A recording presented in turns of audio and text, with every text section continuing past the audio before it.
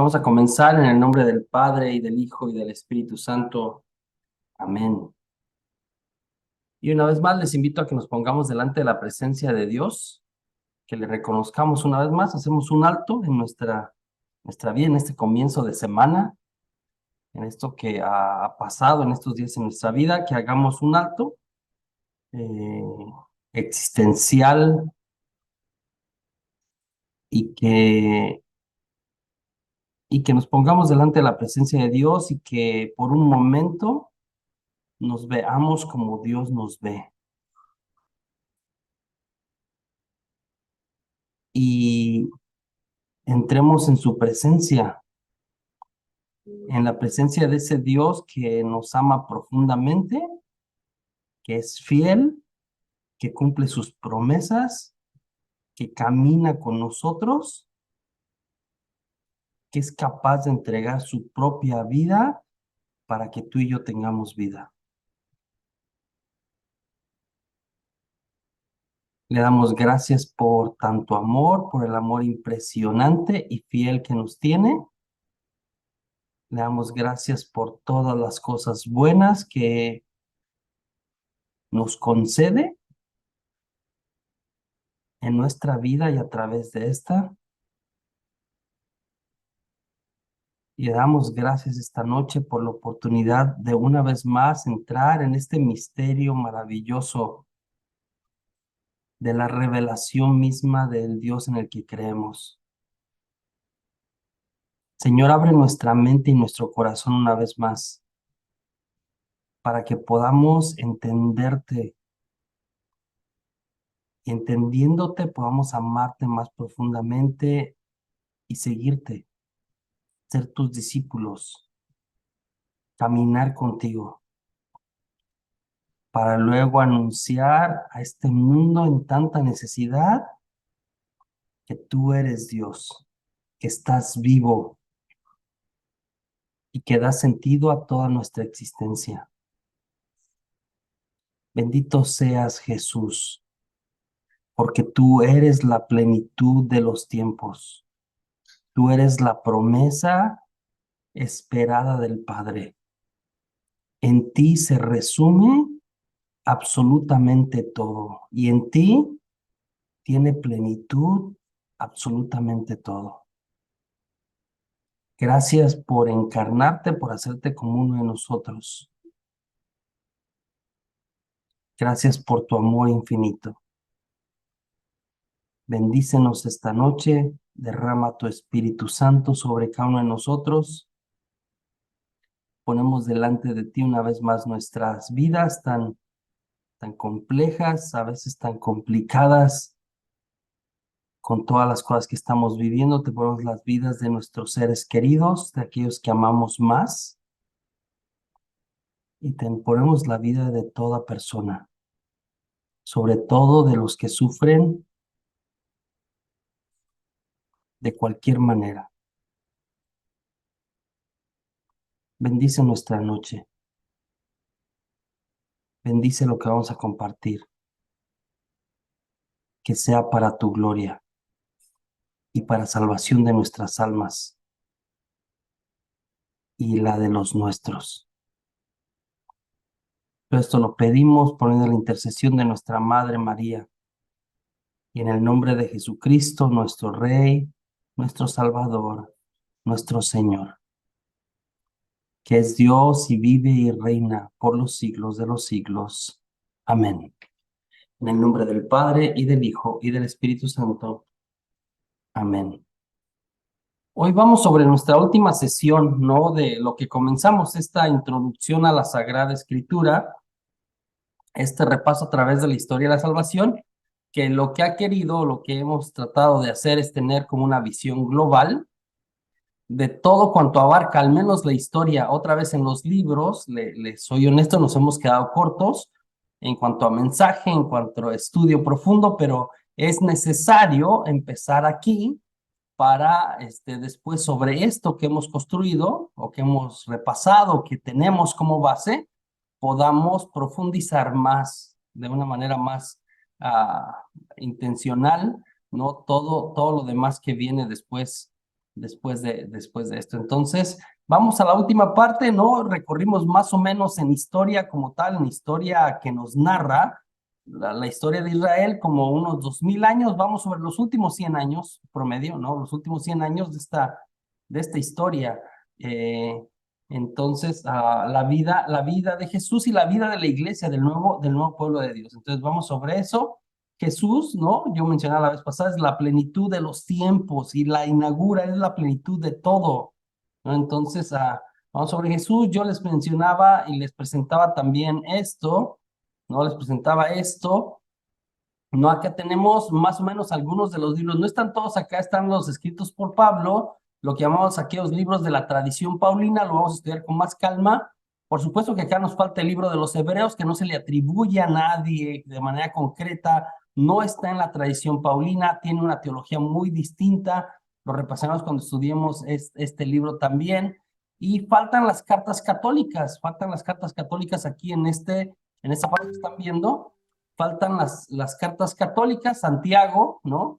Primera y segunda de Pedro, primera, segunda y tercera de Juan, ¿no? La carta de Judas, hay una carta de Judas, ¿no? A Tadeo, ¿no? No Iscariote, había varios Judas, ¿no? Varios nombres se repiten entre los 12. Y falta también el libro del Apocalipsis para que sumen los 27 libros del Nuevo Testamento. Entonces, vamos sobre los últimos 100 años el día de hoy y vamos sobre estos 27 libros. En realidad vamos sobre, estoy pensando que más o menos 3 libros. Uno de los evangelios, mencionaré un poquito de ellos, ¿no? Del día de hoy. Después vamos a hacer un estudio más profundo, aunque ustedes hicieron un curso ya de Jesús en los 4 evangelios, ¿no? Eso les ayudará bastante. Entonces yo retomaré algunas cosas que a mí me parecen interesantes que hablemos. Estoy seguro, Teo, porque a mí me pasa, va todo el mundo que aunque alguien más o haya tomado un curso, por ejemplo, aunque haya tomado un curso parecido, si alguien más lo presenta, pues hay cosas nuevas que aprendemos siempre. Y ahí tiene la importancia de aprender de más de una persona, también me parece interesante, ¿no? Conmigo aprenderán algunas cosas, con otras personas estarán expuestos a otras cosas. Yo personalmente trato, sí, claro, en mi vida personal, cuando estoy estudiando o alguna cosa, pues prefiero más un maestro que a otro a veces, ¿no? Y a veces es cuestión de estilo, pero pues por sabiduría aprendo de todos, o sea, por sabiduría todos tienen. Entonces, si hay algunos que a mí personalmente, a mi José Juan, ¿no? Estoy pensando todavía en esta última maestría que tuve la oportunidad. Hay por ahí un padre, ¿no? De de la Orden de San Benito, de la Orden de San Benito de los Benedictinos, un doctor en Sagrada Escritura, buenísimo, ¿no? Que a mí me encanta cómo enseña, ¿no? Cómo enseña y ¿no? Es una lumbrera en Sagradas Escrituras. O sea, yo, José Juan, estoy años luz, ¿no? Estoy años luz del Padre Conrad se llama, ¿no? Este, no sé, tiene como 3 o 4 doctorados en Sagrada Escritura, es reconocido a nivel cristiano, a nivel católico, es hasta reconocido entre los rabís judíos por sus estudios. Entonces, a mí, otra vez, me encanta cómo enseña y me encanta la humildad del padre Conrad, ¿no? Es una eminencia en el mundo bíblico moderno y tremenda humildad y tremenda sencillez y sabe muchísimo, sabe muchísimo. Entonces, iremos aprendiendo de aquí y de allá, ¿no? Yo les invito a que otra vez cada curso que toman, yo creo que aprendemos bastante. Entonces, eso, vamos a recorrer entonces esos últimos 100 años, ¿no? Es esta última parte que está aquí, ¿no? De alguna manera, ¿no? Aquí ponen un evangelio y el libro de los Hechos, que es como la parte más histórica. Las cartas, de alguna manera las podemos insertar todas en el tiempo de los Hechos, ¿no? El Apocalipsis se escribe hacia la parte final. Le voy a explicar un poquito de Apocalipsis. Algunos de ustedes han tomado, de hecho, un curso de Apocalipsis de 5 sesiones conmigo, ¿no? Cuando lleguemos a esta parte, daremos un repaso, probablemente aprendamos 2 o 3 cosas nuevas, pero algunos de ustedes ya han tomado este libro que es fascinante, sensacional, el libro del Apocalipsis, el último libro de la Biblia. Hoy hablaremos un poquito sobre eso, ¿no? Entonces, los evangelios tratan de presentarnos la vida de Jesús, ¿no? La vida de Jesús. Entonces, yo les mencioné la vez pasada que tenemos una historia en 4 versiones, ¿no? La versión de San Marcos, la versión de San Lucas, la versión de San Mateo, ¿sí? Y la versión de San Juan Evangelista. Entonces, 4 versiones, ¿no? 4 maneras de presentarnos a Jesús, ¿no? Presentarnos a Jesús de alguna forma. Recorríamos, me lo va a brincar todo lo de por qué Mateo, Marcos y Lucas se parecen. Me lo voy a brincar y voy a empezar directamente hablando hoy de San Marcos. Un poquito de San Marcos, ¿ok? No es el curso de evangelios todavía, un poquito de San Marcos, nada más. Los 4 nos presentan la vida de Jesús. Al parecer, el primero que escribe es San Marcos, ¿sí? A los evangelistas, si usted ha ido a las iglesias, ¿no? Se tiende a tener en alguna parte de la iglesia, a veces en la parte de arriba, a veces en la parte de enfrente, ¿no? La representación simbólica de cada uno de los evangelistas, A Marcos, ¿no? A Marcos lo presentan con un león al lado, ¿no? Que es fuerte, que es rudo, porque de hecho el Evangelio de San Marcos comienza en el desierto, ¿no? El Evangelio de San Marcos no nos presenta la infancia de Jesús, comienza con el bautismo, presenta primero a Juan el Bautista para introducir a Jesús que será bautizado. Jesús empieza en el Evangelio de San Marcos ya, ¿sí? La narración cuando Jesús ya tiene 30 años. Entonces no tenemos nada de la historia anterior de Jesús, ¿no? Empieza directo en el desierto, ¿sí?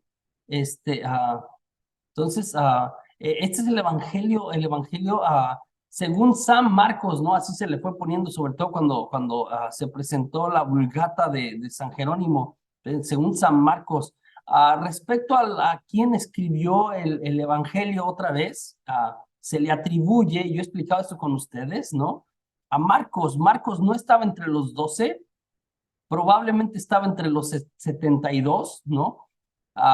Parece que es Juan Marcos, que era el que vivía en Jerusalén, en la casa que le prestaban a Jesús, la casa donde fue la última cena, la casa donde fue a Pentecostés, donde descendió el Espíritu Santo. Esta es la casa, la familia donde vivía ahí, era la familia de Juan Marcos, ¿sí? Es a quien se le atribuye este evangelio, Juan Marcos, ¿sí? Lo que le llaman el aposento alto, ¿no? O el segundo piso, o de alguna manera una casa de 2 pisos, y le prestaban a Jesús el segundo piso para hacer este tipo de reuniones, ¿no? La última cena, y luego los apóstoles estaban reunidos ahí, encerrados, ¿no? Después de que Jesús padece y muere. Esta es la casa de Juan Marcos en Jerusalén, lo que llamamos el cenáculo, ¿no? El lugar donde Jesús cena con sus apóstoles. Otra vez dicen que es hijo de María de Jerusalén, así su mamá se llama María, es de Jerusalén, sí, es diferente a María porque luego jugamos con los nombres, es importante esto, es María de Jerusalén, no es María, ¿no? De Nazaret o de alguna manera, es María de Jerusalén. De él se nos habla en el libro de los Hechos, ¿no? En el Hechos 12, del 12 al 13, ¿no? Juan es un nombre étnico, es un nombre en hebreo, es un nombre de su fe, y Marcos es un nombre en griego. Muchos en el siglo I tenían un doble nombre, un nombre étnico judío y un nombre en griego, ¿no? Se nos habla de él, le digo, en el libro de los Hechos. Vivía en Jerusalén, ¿no? En esta casa. Pedro lo declara en su primera carta como su hijo, De hecho, al parecer, este evangelio, ¿no? Es el evangelio de Pedro. Marcos se convierte como ¿cómo se dice? En el secretario, ¿no? En el escriba de San Pedro. Entonces hay quien dice que en realidad este primer evangelio pues es del príncipe de los apóstoles de San Pedro, y que él fue el que le dictó, porque sabemos que Juan Marcos estuvo con Pedro al final en Roma, ¿no? Antes de que fuera crucificado al revés, ¿no? Es primo de Bernabé, muy famoso también, compañero de Pablo en alguno de los viajes. Se nos habla de Bernabé en Hechos también, y se nos habla en Colosenses 4:10 también. Es compañero de Pablo. Juan Marcos también es compañero de Pablo. De esto nos habla la segunda de Timoteo 4:11. Ya había dicho, otra vez Papías, uno de los padres de la iglesia del siglo segundo, dice que era secretario de Pedro, ¿no? Entonces, amigo y compañero de Lucas, de Timoteo, de Tito, y de otros más. Es como que parte de la segunda generación no apostólica de alguna manera, aunque, ¿no? Otra vez sabemos que conoció a Jesús, aunque no estaba entre los dos. Debió ser muy joven, ¿eh? Cuando era discípulo, de los discípulos de los 72. Este evangelio se escribe, ¿no? De manera concreta para los romanos o los que no son judíos mínimo, ¿no? ¿Por qué sabemos? Porque, mira, utiliza palabras en latín, bastantes, ¿no? Que le son comunes, le son del día a día, pues a los romanos, ¿no? A palabras como centurión, como legión, etcétera, aparecen en este evangelio y no aparecen en otros. Cuando habla de las cuestiones judías, el evangelio según San Marcos, pues explica las costumbres judías, las explica porque le está escribiendo a una comunidad que no las entiende, no son judíos, son romanos, ¿sí? Traduce las palabras que se dicen en hebreo o en arameo. Por ejemplo, talita cum, ¿no? Levántate, niña, talita cum, o efetá, ábrete, ¿no? El evangelio los traduce porque si le hablabas a un judío, el judío la sabía, pero si le hablabas a gentil romano, pues no la sabía, había que traducirle. Entonces utiliza muchas palabras en latín. De ahí sabemos que le está escribiendo a los romanos de alguna manera.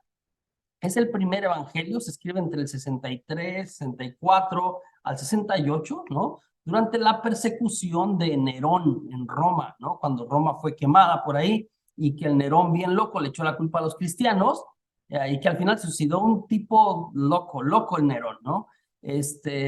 El libro actual en griego probablemente hay quien dice que fue escrito, reescrito, puesto como punto final más tarde, después del 70. Otra vez en Roma, ¿sí? Pero mayoría de los biblistas están de acuerdo en que hay algunas partes que nos hacen asumir que de verdad, al menos una primera edición, si podemos decirla así, fue escrita antes del 70, porque no supone la caída de Jerusalén, y la caída de Jerusalén sucede en el año 70. El estilo de San Marcos es pobre, gramaticalmente hablando, ¿eh? Repite mucho y como muletillas, y sucedió que, ¿no? De los 661 versículos, ¿sí? Tiene 661 versículos todo el Evangelio completo, ¿no? Es el más cortito de todos. Tiene 661 versículos, 636 de estos versículos los encontramos en Mateo y en Lucas, es decir, que solamente 25 versículos son exclusivos de Marcos. ¿Por qué tenemos la versión de Marcos si casi están? ¿O por qué tenemos el Evangelio de San Marcos si todo lo que él ha escrito también está en Lucas y en Mateo? Nomás tenemos 25 versículos exclusivos. Pues es por el estilo y es por una serie de cosas que nos presenta diferentes de cualquier manera, hasta en estos versículos, de una manera diferente, de una vista diferente, de una manera diferente a presentarnos a Jesús. Es también reconocido como el primer catequista, ¿no? Pone la historia de Jesús de una manera sencilla, muy sencilla, ¿no? A Marcos no le interesa ni la gramática ni la geografía, se la brinca, tiene lagunas geográficas impresionantes, es decir, Jesús está de repente en un área y luego ya está en otra y es como, ¿cómo fue de aquí a acá? Y no. Tenemos lagunas cronológicas, es decir, los dos evangelios son más organizados, como Jesús va progresivamente y cuando tú sigues el mapa lo puedes seguir bien. Con Marcos no puedes seguir un mapa, no puedes seguir la geografía, no puedes seguir tampoco los tiempos, porque está como en un momento y después estás en otro momento, ¿no? Como que perdió, tenemos lagunas cronológicas también. Entonces, para él, para Marcos, el anuncio de Jesús es lo más importante. Todo lo demás, los detallitos, esto que yo le estoy explicando, pues pasa segundo término, ¿no? Entonces, no estudiamos a Marcos por lo que dice, sino cómo no lo dice. Nos presenta a Jesús como un taumaturgo, un milagrero. Jesús pasa haciendo milagros. Es en el Evangelio de San Marcos donde encontramos a Jesús haciendo más milagros, ¿no? Entonces, cuando analizas con calma el Evangelio, ves que Pedro sobresale, habla de su casa, de la parte cuando está en el mar, de la barca de Pedro otra vez. Eso da indicio a que lo que dicen varios biblistas, que probablemente este es el Evangelio de Pedro, ¿no? De Pedro. Entonces, también a momentos, y me parece que es un recurso así, ni gramatical, a mí me parece que un recurso así como que medio pueblerino, de alguna manera, ¿no? De costumbre, de cultura, es exagerado en algunas expresiones en el evangelista de San Marcos, ¿no? Dice que llevaban a todos los enfermos y luego dice, Señor, todos te buscan, todos venían a él. Era una multitud inmensa, ¿no? No nos queda tiempo ni para comer, ¿no? Se le echaban encima, entonces es como que le echa crema a sus tacos de alguna manera, de una manera muy popular, San Marcos, ¿no? En su estilo. El Jesús que nos presenta, ¿no? Pues es el Hijo de Dios. Otra vez, le está hablando a los romanos, y esto es muy interesante, ¿eh? Ah, presenta a Jesús como el Hijo de Dios. Y yo le recuerdo que los romanos, los griegos, pues no tenían pleito con esto. Ellos creían que los dioses tenían hijos. Entonces, cuando Pedro quiere presentar a Jesús como el Hijo de Dios, a los romanos es una buena noticia, ¿no? Es una buena noticia. Él viene a traer eso, ¿no? Cura a los enfermos, perdona a los pecadores, expulsa a los demonios. El reino no es una doctrina, tiene un rostro, un nombre, se llama Jesús de Nazaret. Los milagros no son para probar una doctrina, sino para es como la salvación en acción. Jesús está salvando y una manera que salva es la sanación, ¿sí? Esto es importante, esto es importante. Entonces, los discípulos acá se ven lentos, se ven como no muy avispados, no muy vivos, no muy listos. Si leemos con calma, vamos a ver como que en 8:14, en el capítulo 8, versos 14 y 21 no lo entienden.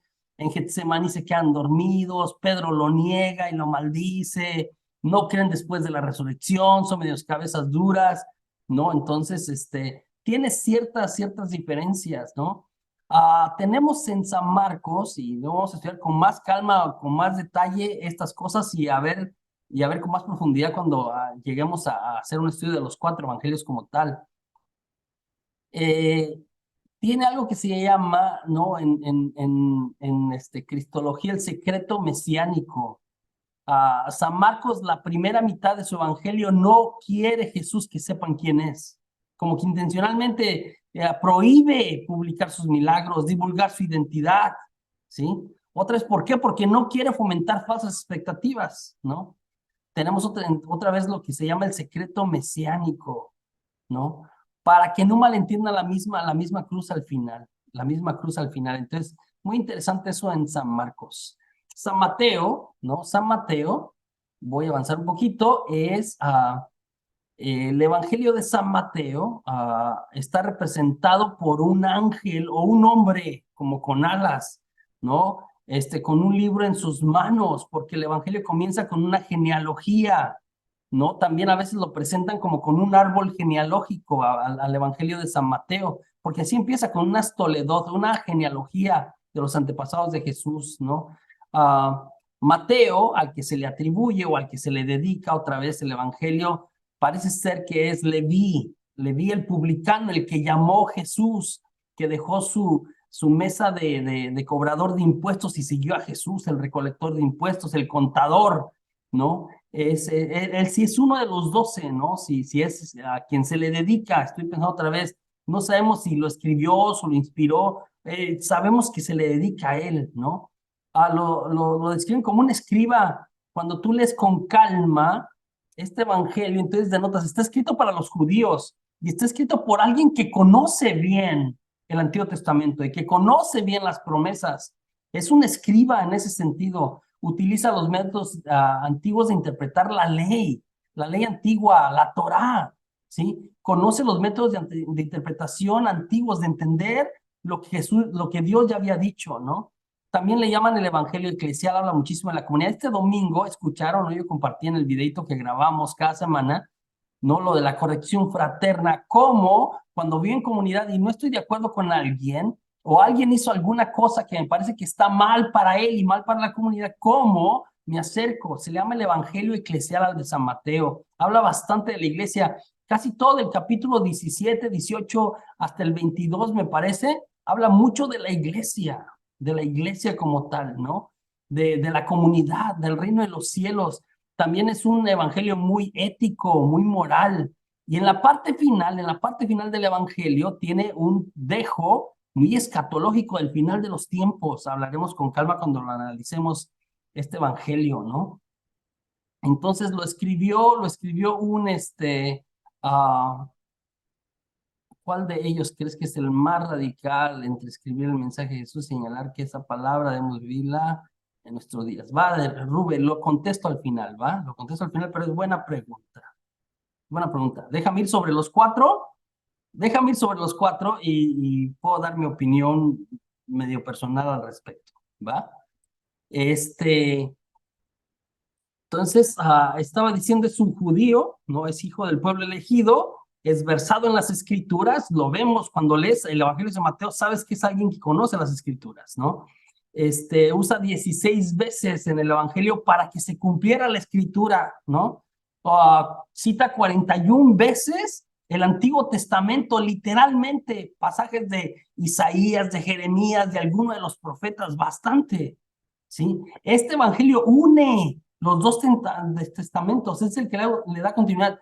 Por eso yo, José Juan, de hecho, a veces prefiero, cuando estamos haciendo historia de la salvación, tomar Mateo en lugar de Lucas. Hay quien prefiere, como la gente de Ascension Press, una compañía acá que se dedica a hacer estudios bíblicos, prefiere San Lucas, pero yo personal me parece por esta conexión que hace, por esta continuidad entre los dos testamentos, prefiero el Evangelio de San Mateo, ¿no?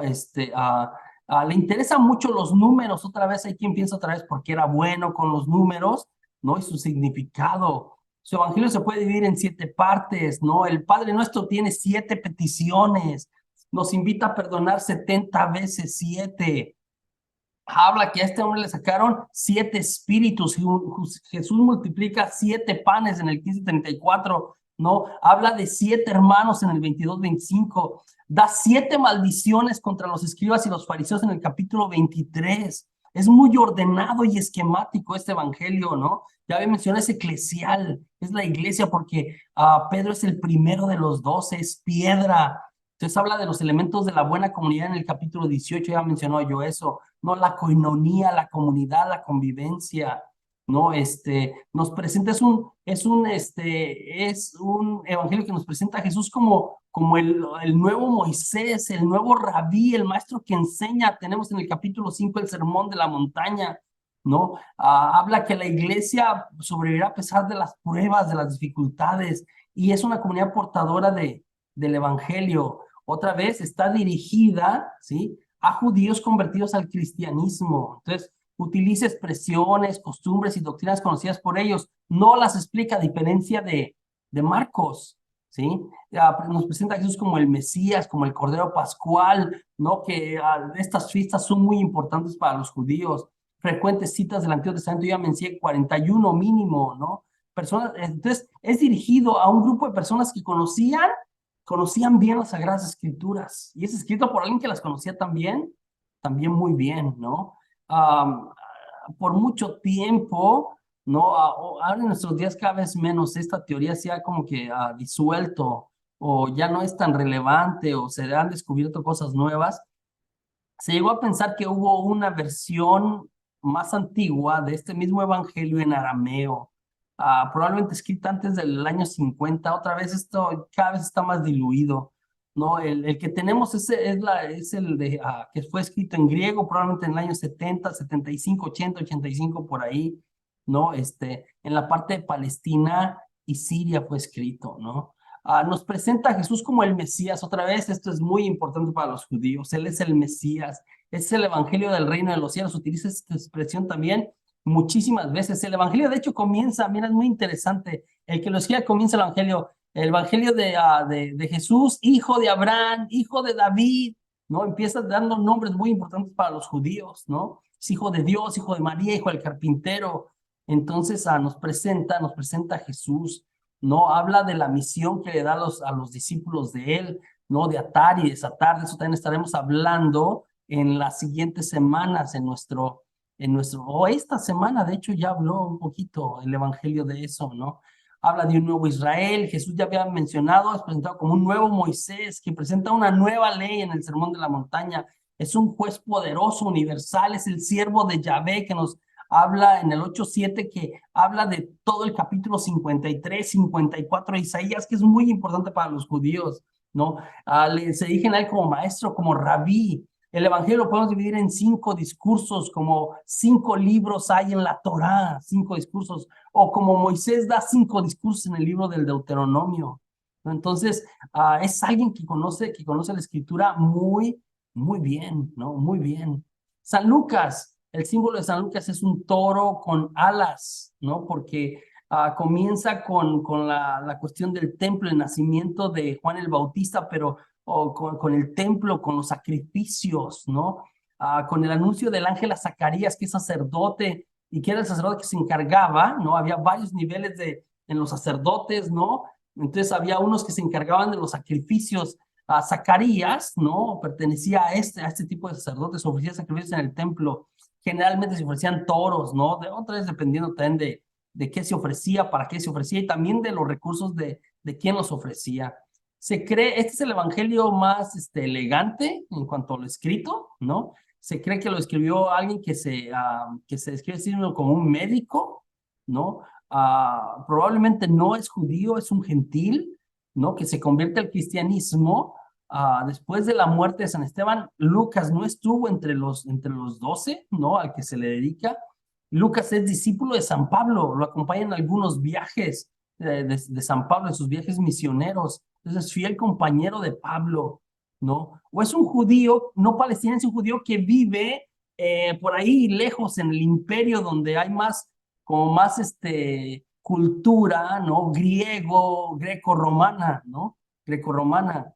Es todo un literato, San Lucas. Es fino, es educado, es delicado. El griego que utiliza, otra vez, los otros evangelios, incluyendo el de Juan, que es muy teológico, ¿sí? Utilizan el griego koiné, el griego común.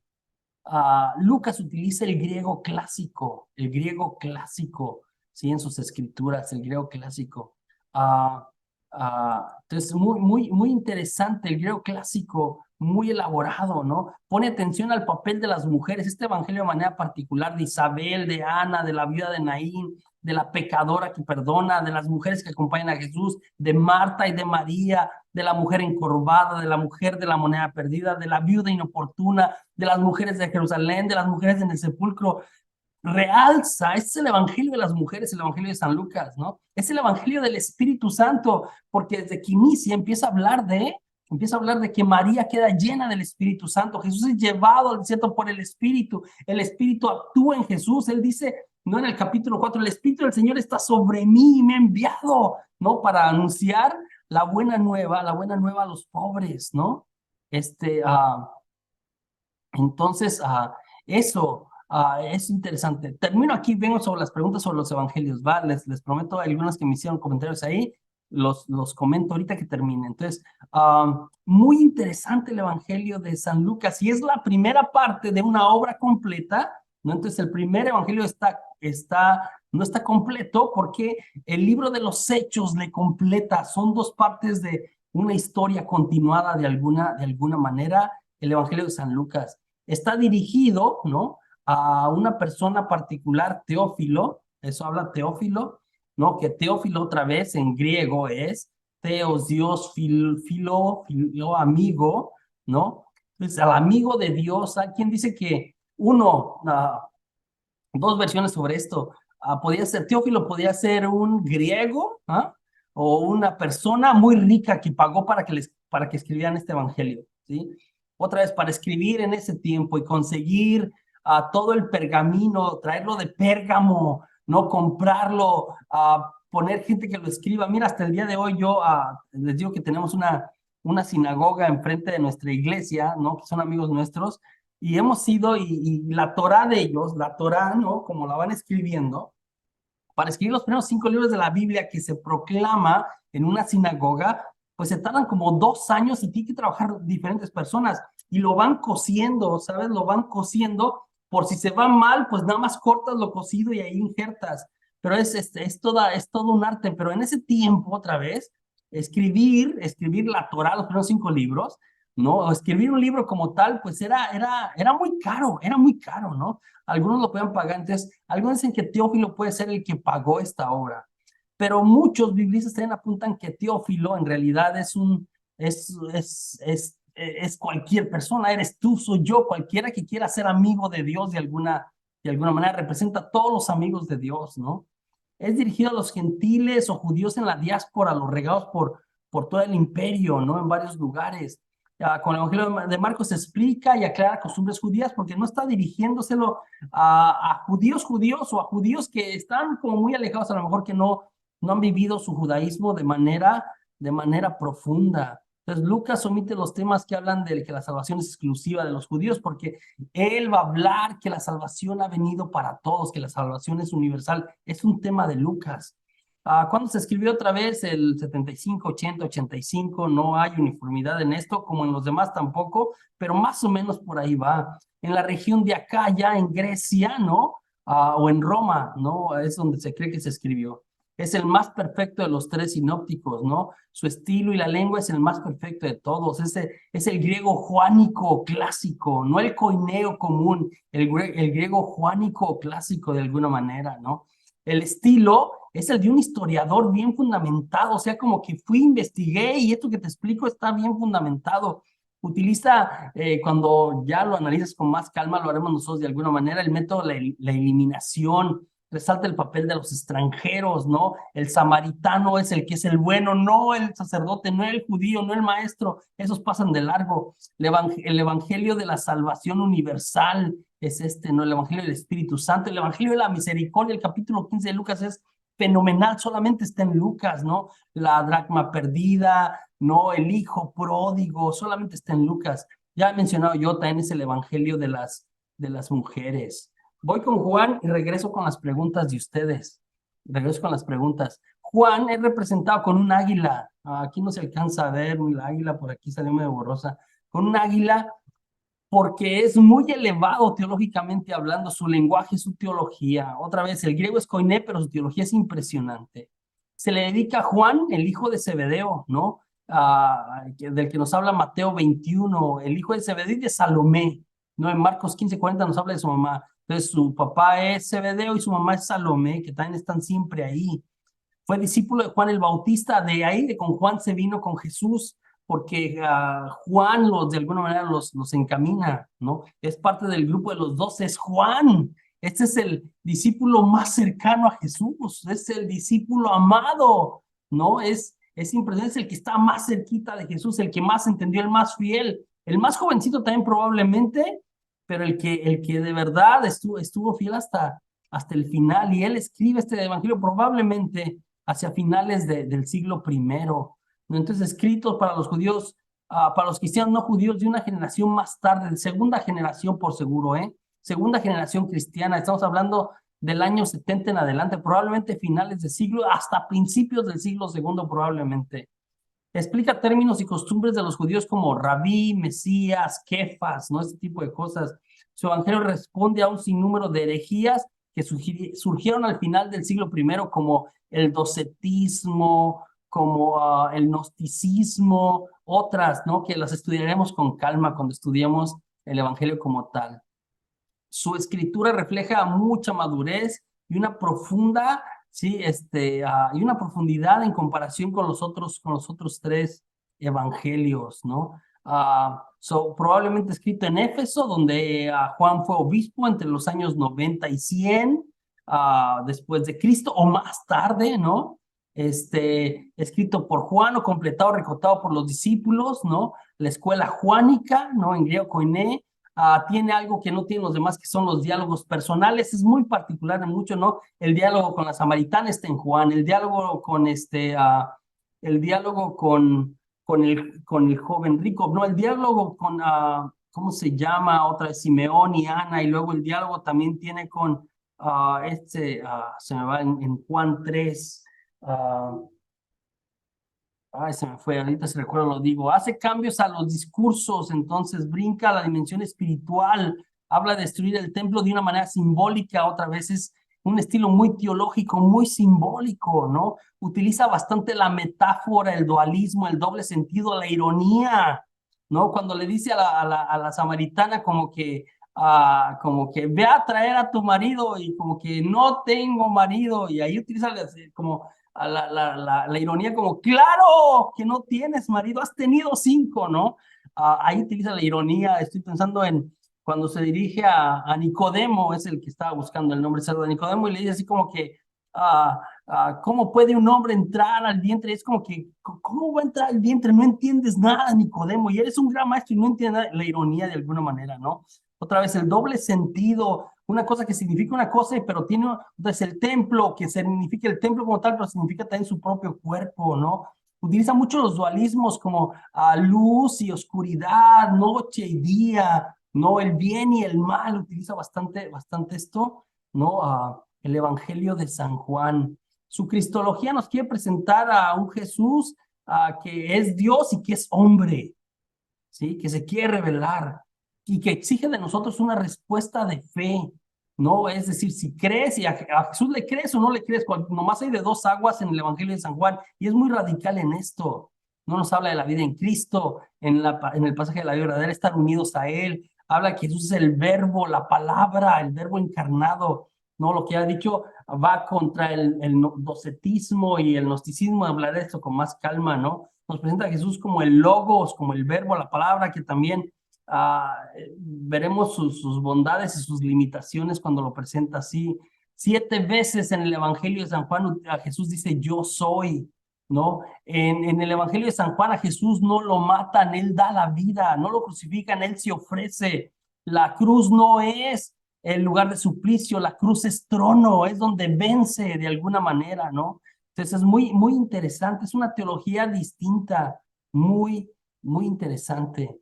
Voy con sus preguntas y contesto súper rápido. Entonces, José Juan, de todos los apóstoles y santos escribas, ¿cuál de ellos crees que es el que más radical, que es más radical en escribir el mensaje de Jesús y señalar que esa palabra debemos vivirla en nuestro día a día?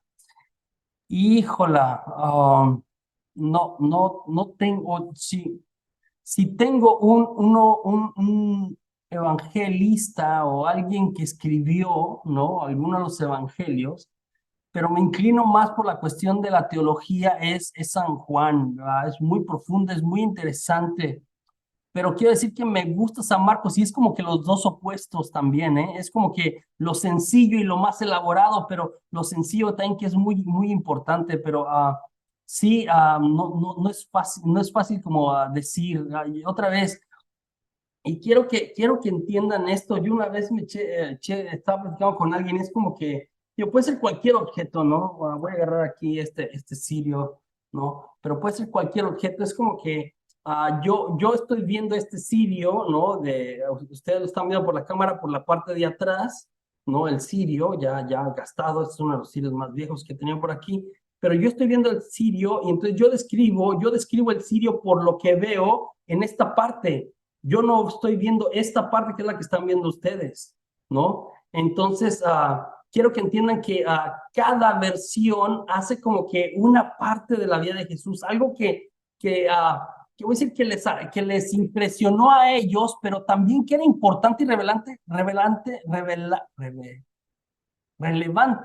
perdón, se me trabó, ¿sí? Contarle a la comunidad es lo que yo experimenté, pero que responde a tu necesidad. Entonces, cada quien pasó por este proceso y lo que decía, yo, José Juan, puedo relatar esta parte, pero ustedes pueden relatar esta parte. Alguien puede estar viendo esta parte y alguien más esta parte. Entonces, las versiones no es como quién más y quién menos, es como que toman elementos de la persona de Jesús y describen de acuerdo como al enfoque o la experiencia que cada quien tuvo y luego también a la comunidad que le están comunicando esto. Esto también es importante en el desarrollo del evangelio, ¿no? ¿Cómo costumbrarse? Fue Jesús desde el principio quien nos lo enseña hace miles de años, nunca se le escapó nada, por nada para él, gloria a Dios, va. Jorge, por lo que decías en la presentación de Mateo, él escribía para los judíos convertidos al cristianismo. Los judíos a nosotros, ¿cuál es la diferencia? O lo que nos divide en cuanto a las creencias, va. Entonces, otra vez, hasta el día de hoy, de hecho, tenemos, ¿ok? Entonces, Mateo, yo había dicho, es un judío que conoce el Antiguo Testamento, un judío que conoce, que ha seguido a Jesús y se ha convertido a Jesús y que ahora le va a convertir a otros judíos y a otros judíos no que quiere convertir, sino a otros judíos que también ya siguen a Jesús, les contará la historia. Entonces, se llama la comunidad judío-cristiana, ¿sí? Yo le recuerdo inicialmente, primero, Jesús fue judío. Inicialmente, el cristianismo, nuestra fe, nuestra iglesia, otras, Jesús era judío, todos los discípulos eran judíos, todos practicaban el judaísmo. Si vamos a estudiar, por ejemplo, Hechos de los Apóstoles más al rato, vamos a ver que iban al templo, o sea, seguían haciendo sus costumbres judías por muchos años, hasta después de la muerte de Jesús. ¿No? Una de las dificultades en el inicio será que quieren seguir siendo judíos, pero quieren empezar a vivir todo lo que Jesús presentó de alguna manera. Llega un momento a finales del siglo I y finales del siglo II que esto se vuelve complicado, porque los judíos expulsan a los cristianos, dicen como que ustedes no son judíos de verdad y los mandan a volar. Es parte de la historia, ¿no? Digo, de finales del siglo, primer siglo y principios del segundo. Entonces, escribía judíos convertidos al cristianismo. Los judíos otra vez, pues, otra vez Jesús era judío. Yo digo como son nuestros tíos, o sea, en realidad, ¿no? Todo el Antiguo Testamento lo tenemos gracias a él. No podemos, aunque otra vez en el segundo siglo, cuando nos mandan a volar a los cristianos, como tal, el judaísmo dice como que ustedes no son, expulsan a los cristianos de las sinagogas, literalmente, como ustedes no se metan aquí, no son, ¿no? Y algunos cristianos también es como que pintaban nuestra raya y el Antiguo Testamento no funciona. Mayoría de los padres de la iglesia de mitades del siglo segundo es como que no, sobre todo, por ejemplo, San Justino, dice como que no podemos separar estas dos partes. Dios se hizo realidad en el pueblo judío, ¿no? Y luego Jesús viene y le da plenitud otra vez, no hay que separar, juntamos. Entonces, nos divide eso, el judaísmo clásico, y hay unos grupos así más extremistas que siguen creyendo que Jesús no es el Mesías, no es el enviado del Señor. Ellos siguen esperando un Mesías, porque Jesús no podía ser porque murió en la cruz, fue un escándalo para ellos, ¿no? Entonces, otra vez con los judíos clásicos, ahora hay judío-cristianos, como había en el siglo I hasta el día de hoy, hay gente que cree en el judaísmo, en todo lo que Jesús hizo, Moisés, cómo Dios actuó con el pueblo de Israel, judíos, ¿no? De raza como tal, pero también de fe, y que creen en Jesús como el Mesías, ¿no? Al día de hoy. Entonces, estamos muy cercanos. Yo le decía que el padre Conrad se sienta a estudiar y a compartir y a escribir libros ¿no? Y este es el padre Conrad, ¿no? También le dicen rabí ellos a él, pero eso es un sacerdote católico cristiano, ¿no? Muy cercano, ¿no? Eso. La diáspora, ¿no? Otra vez, la diáspora se da en varios momentos. Es esta dispersión de los judíos, ¿no? De la zona donde ellos habitaban, ¿no? Jerusalén como ciudad principal, pero cada vez que fueron saqueados, pues se regaban y se iban quedando allá. Es parecido a nosotros los mexicanos que vivimos donde se nos pega la gana, ¿no? Los que vivimos aquí en Estados Unidos, pero que que hay más mexicanos en el área del sur de California que creo que en Guadalajara, creo, ¿no? En una cosa así como que la segunda ciudad más habitada de mexicanos no es, o sea, después de la Ciudad de México es el sur de California, alrededor de Los Ángeles, ¿no?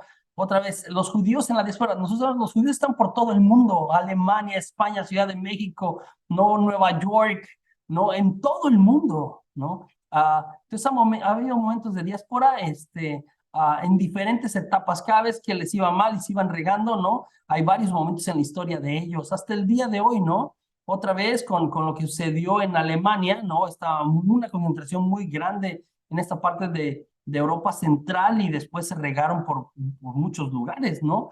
Hubo otra diáspora, una gran diáspora judía, ¿no? Por ahí en los 40, 50, a causa de el exterminio nazi, ¿no? Todo lo que pasó ahí. Entonces, los judíos han vivido así por su historia de alguna manera. Este, vamos con Hechos de los Apóstoles, ¿no? Que es la continuación del Evangelio de San Lucas. Entonces, ahora entramos a la iglesia como un nuevo pueblo de Dios. Jesús, en su muerte, nos sella la alianza, otra vez, el tema de la alianza es muy importante en todo el Antiguo Testamento, pero el culmen de la alianza, ¿no? La alianza eterna es sellada por el mismo Jesús. Él es el Cordero de Dios que muere, que se entrega para salvarnos. Por sus sangres es que somos salvados. Entonces hay una nueva alianza con un nuevo pueblo de Dios, ¿no? Un nuevo pueblo de Dios que, como el primero, está llamado a que todos sean parte de la salvación de Dios, todos, no como un pueblo exclusivo, sino como un pueblo inclusivo otra vez, ¿no? Y su misión es que el evangelio se riegue y vayan por todo el mundo. Entonces, y de eso nos habla cómo empezó a suceder aquello que Jesús despide el libro de los Hechos de los Apóstoles. Otra vez, escrito por San Lucas, un médico, ¿no? Muy interesante. Ya les dije, todo es el mismo, ¿no? O sea, le atribuye al mismo Lucas, el doctor, el que estuvo con Pedro, con Esteban, con Silas, con Bernabé, ¿no? De alguna manera. Este Lucas, sí que fue discípulo de San Pablo, a él se le atribuye este libro, ¿no? De los hechos de los apóstoles. Es más como que las acciones, lo que siguió, ¿no? Y comienza, ¿no? Comienza hablando de la ascensión, primero para conectar con el Evangelio, y en el segundo capítulo habla de Pentecostés, que es el nacimiento de la iglesia. Estaban escondidos, no querían salir, tenían miedo, y se derrama el Espíritu Santo que Dios lo prometió en Lucas, ¿no? Perdón, que Jesús lo prometió en el Evangelio de Lucas y que se hace realidad otra vez aquí. Otra vez varias cosas interesantes, Pentecostés que se contrapone a Babel, que era confusión, ahora todos se entienden. ¿No? Pentecostés, que es una fiesta judía y que ahora tendrá una relevancia distinta también, es el nacimiento del nuevo pueblo de Dios, una nueva ley que se pone en los corazones de las personas, que ya no está escrita en tablas, sino en el corazón del ser humano, por medio del Espíritu mismo de Dios que la actúa, ¿no? Después tenemos a Pedro que empieza a predicar. Entonces, hay un paralelo entre el Evangelio de San Lucas y el libro de los Hechos de los Apóstoles. Entonces el Evangelio nos presenta como el nacimiento y luego crecer y luego la vida pública y luego la pasión, la muerte de Jesús. Eso nos presenta el Evangelio. Entonces el libro de los Hechos nos presentará como el nacimiento de la iglesia, el crecimiento de la iglesia, ¿no? La vida pública de estos nuevos líderes, de los apóstoles que hacen milagros, que predican, ¿sí? Y luego también su pasión, ¿no? Y cómo empiezan a morir y cómo empiezan a ser perseguidos. Nos presentará esto, ¿sí? El libro de una manera desglosada muy bonita. Estudiaremos con calma. Entonces nos presenta los signos y las señales también los acompañan a ellos, igual y mayores. Los apóstoles Pedro, Pablo sanan de una manera impresionante. En el Hechos 3 hablamos de la curación del tullido o el paralítico, ¿no? Y como otra vez, igual que con Jesús, algunos creen y otros no. Vienen al templo, otra vez lo que yo decía, son judíos como tal y viven su judaísmo como tal, va desarrollando cómo la iglesia va creciendo, la necesidad de los diáconos, ¿no? Que son griegos, ¿no? Porque están descuidando a las viudas, sobre todo a las viudas que eran gentiles del mundo griego. Entonces se nombran 7 diáconos, ¿no? O a todos griegos: Esteban, Felipe, Prócoro, Nicanor, Timón, Pármenas y Nicolás, todos ellos griegos, para asistir a las viudas, como una respuesta a una necesidad, ¿no? Tenemos ahí adelante la muerte de Esteban, ¿no? La muerte de Esteban.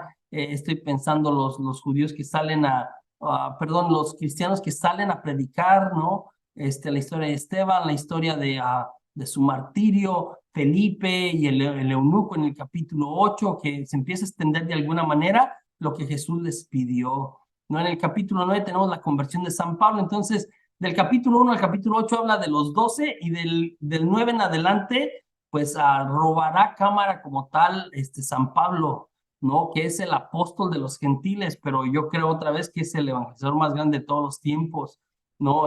Saulo, que era fariseo, perseguidor, ¿no? Se convierte en el evangelizador más grande de todos los tiempos, el apóstol de los gentiles.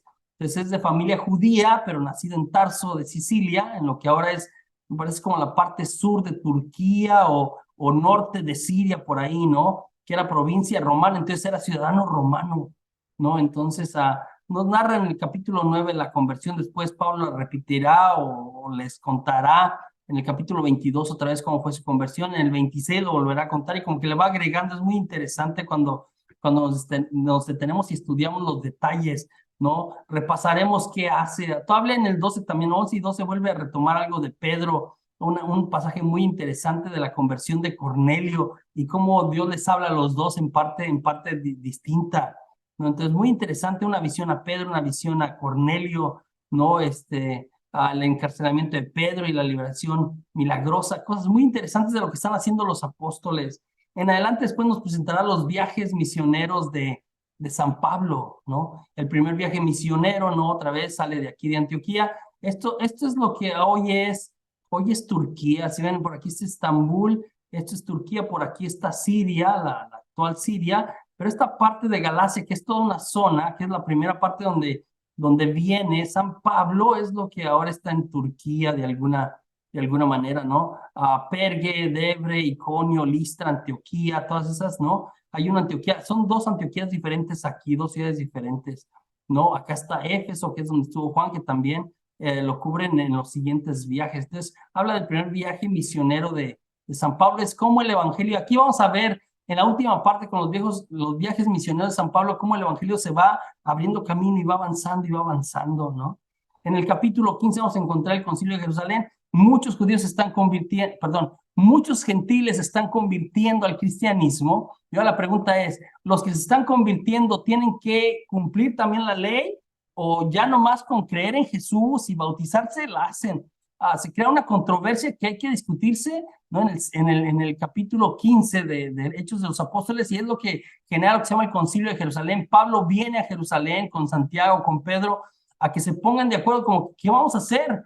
Están creyendo en Jesús y están recibiendo el Espíritu Santo, ¿y qué vamos a hacer? Y porque había otra vez judíos cristianos que decían, no, pues tienen que cumplir la ley de Moisés, y la ley de Moisés eran 613 leyes, no les pedían que se circuncidan o no se circuncidan, y parece que el tema de la circuncisión, pero el tema es más complejo, porque la circuncisión es el inicio de cumplir la ley. No era nomás circuncidas, si ya era, si te circuncidas ahora te tienes que vivir como judío también. Entonces, la discusión se pone buena la controversia en Jerusalén. Hay un discurso de Pedro, un discurso de Santiago, y al final surge una primera carta apostólica, se pusieron de acuerdo, ¿no? Y concluyeron, Pablo convenció de que no tienen que hacerse judíos para seguir a Jesús como tal. No tienen que. Es una primera resolución que iluminará la historia de los concilios de la iglesia por los siguientes 20 siglos, ¿no? El segundo viaje misionero, si ven otra vez, regresa a algunas partes que ya había ido, ¿no? A Tarso, que es donde nace, ¿no? A Derbe, Iconio, Antioquía, Listra, y luego ya acá viaja a Troas y baja, ya, de hecho aquí cruza lo que es Asia Menor, ya aquí ya estamos en estos países que son balcánicos de alguna manera, la de aquí, ¿no? Creo que es Albania, uno de esos países, Tesalónica, ¿no? Son por allá. Y ya aquí baja lo que, estas son las islas griegas, entonces es Grecia y las islas griegas alrededor, ¿no? Lo que está aquí, esto es Turquía, esto es Grecia. Entonces a Atenas, a Corinto en el segundo viaje otra vez. La misión, el evangelio se extiende más, es lo que vemos de alguna manera, va hasta Asia Menor, hacia Filipos. Nos narra otra vez que fue arrestado Pablo y Silas, la conversión del carcelero, la liberación de Pablo, no las dificultades que pasa en Tesalónica y en Berea, cómo en Atenas habla del Dios desconocido, en el Areópago. Todo esto nos habla en esta parte de Hechos de los Apóstoles de este segundo viaje apostólico. En el tercer viaje apostólico, ¿no? San Pablo regresa de alguna manera sobre varias de las ciudades, algunas más, pero es como que una segunda visita en muchos de ellos. Ahora va con Apolo a Éfeso y luego a Corinto, y Pablo envía a otros a darle seguimiento a las otras comunidades, ¿no? Predica, habla de la predicación de Pablo en el capítulo 18, tiene un pasaje extraño, así que Pablo está predicando, yo creo que está predicando mucho, ya los aburrió, en Troades se le duerme a alguien y se le cae y se muere y lo va a tener que resucitar, ¿no? Y al final regresa a Jerusalén. La última parte del libro de los Hechos de los Apóstoles, pues nos habla del último viaje, ¿no? El cuarto viaje, pero se le conoce como el viaje de la cautividad, cuando Pablo va hacia Roma, pero va cautivo, ¿no? Entonces es más bien un viaje por agua, si ven, ¿no? Y hasta llegar a Roma, que es donde pues será procesado, ¿no? Estará delante del Sanedrín primero y luego ante el gobernador Félix en el capítulo 22, estará enfrente del rey Agripa, también explicando de alguna manera, no a tempestad, naufragio, todo lo que tiene que pasar. y esto es lo que se nos narra en el libro de los Hechos de los Apóstoles. Muy interesante, pero lo que vemos aquí también es muy interesante, ¿no? Lo que ya he mencionado, que finalmente el evangelio llega a Roma, y llegar a Roma, ¿no? Que Pablo llegue a Roma, así sea como reo, es que se está cumpliendo lo que Jesús pidió, llevar el evangelio hasta los confines de la tierra de alguna manera. No, las cartas que se le atribuyen a San Pablo son estas que están aquí en la parte de arriba, que se escribieron en los 50, ¿no? Primera de Tesalonicenses, Primera de Corintios, Filipenses, hay quien le pone duda, no sabemos exactamente cuándo se escribió, ¿no? Segunda de Corintios, Gálatas, Romanos, Filemón. Estas 7 cartas, ¿ya? Son cartas de San Pablo. La mayoría de los estudios se inclinan porque estas sí las escribió Pablo o las dictó, ¿no? Las dictó y alguien las escribió, pero las dictó San Pablo.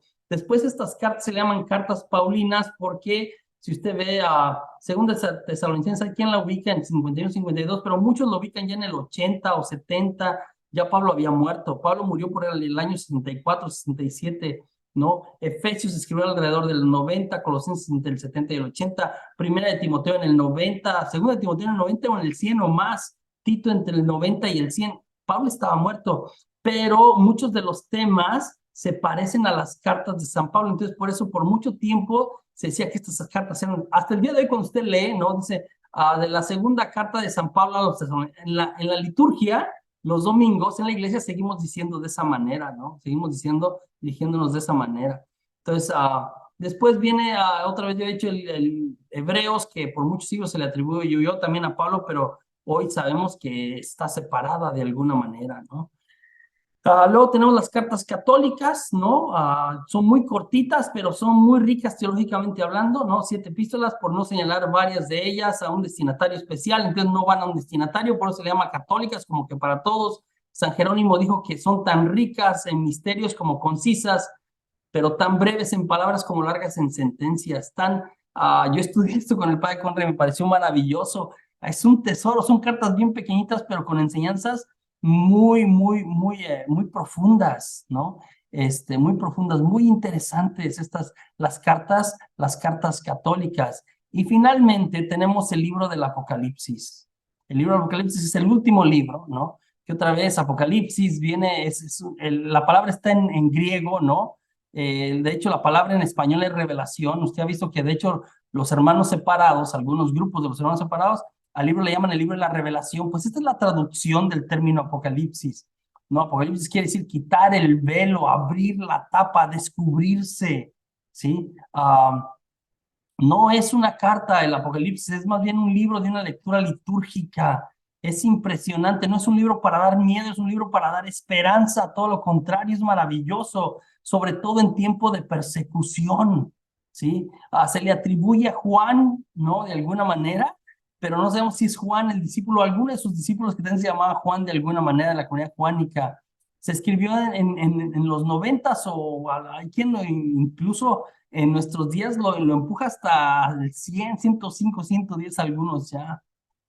No, si fue en los 90s, fue en tiempo de la persecución de Domiciano, que fue bien loco, fue peor que Nerón, ¿no? Y fue escritas a las iglesias del sector de Asia Menor, también lo que hoy es Turquía, ¿no? Que sufrían persecución. Y fue escrito en koiné, griego helenista, ¿no?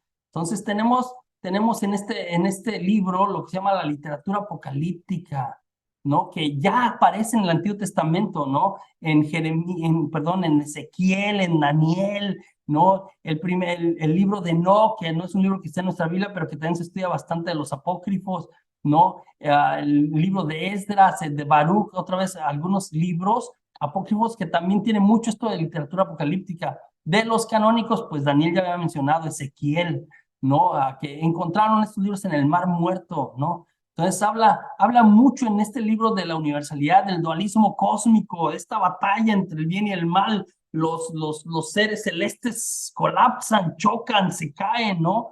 Un dualismo ético y moral, de escatología, de parucía, de final de los tiempos, de alguna manera. Nos presenta momentos, va a sonar como una imagen de un Dios violento, pero en realidad es un Dios que reclama lo que le pertenece a él, ¿no? Hay símbolos impresionantes, estrellas, pergaminos, sellos, cuernos, Babilonia, trompetas, dragón, bestias. todos son muy interesantes. Simbolismo cromático, los colores, y cada color simboliza algo, el blanco, ¿no? El rojo, el amarillo, el verde, ¿no? Hay la numerología, ¿no? El 7, el 3,5, el 5, todos los números simbolizan algo, está lleno de simbolismos, es maravilloso, es como un libro en código, y cuando vas abriendo los códigos es como que, wow, vas entendiendo esto. En el libro, en el estudio de Apocalipsis, yo les explicaba un poquito esto, repasaremos eso, ¿no? Otra vez comienza en el capítulo 2 hablando de estas famosas 7 iglesias del Apocalipsis. Esto es otra vez lo que hoy es Turquía, ¿no? Y es Pérgamo, y acá viene el pergamino, ¿no? Donde se hacía este papel y que se iba para todos los lugares, ¿no? Teatira, Sardis, Filadelfia, Laodicea, Éfeso y Esmirna. Y va hablándoles acá una de estas siete iglesias como tal, ¿no? Que 7 iglesias representan como a todas las iglesias de alguna manera, ¿no? El 7 también es simbólico. Muy interesante lo que le va diciendo cada una de las iglesias, muy, muy interesante, ¿no? Otra vez cuando lleguemos ahí vamos a repasarlo y va diciéndole a cada una, ¿no? Llamando la atención de alguna manera. Cosas muy interesantes, dejaste enfriar el primer amor, ¿no? Abre tus oídos para etcétera, ¿no? Las veladoras, las cosas, los símbolos que utiliza también en cada uno de estos. También hay una parte que llaman el libro El Cordero, ¿no? Que se abre los sellos que están en y cada sello simboliza algo. Están los famosos 4 jinetes del Apocalipsis. Cada jinete o cada caballo representa un color y un color representa a través, es lo que llaman el simbolismo cromático, ¿no? El rojo es violencia, el negro es injusticia social, muerte, el amarillento es muerte y su cortejo, ¿no? El caballo de color blanco es Cristo, que es la fuerza mesiánica, ¿no? Ya mencionó los 7 sellos que están en el rollo, ¿no? Que se van abriendo cada uno, ¿no? Del capítulo 6 al capítulo 7 nos habla de esto, y cada uno de los sellos van haciendo alguna cosa, ¿no? Acá es donde se habla de los 4 ángeles, de los 4 puntos cardinales, de los famosos 144,000 que se van a salvar, ¿no? Más adelante hablará de la mujer y el dragón en el capítulo 12, en el capítulo 13 de las 2 bestias, para al final hablar de la nueva Jerusalén, la Jerusalén del cielo, como la tierra prometida otra vez, a llegar al culmen, lo que Dios siempre quiso, ¿no? Entonces, así terminamos toda la historia que comenzamos con Génesis, con dijo Dios haya luz, termina, ¿no? Con la victoria, la total, última y definitiva del Cordero de Dios. Es el Cordero el que vence, es Dios el que de alguna manera tiene la última palabra y gobierna y reina desde ahí, desde el trono, el Cordero de Dios.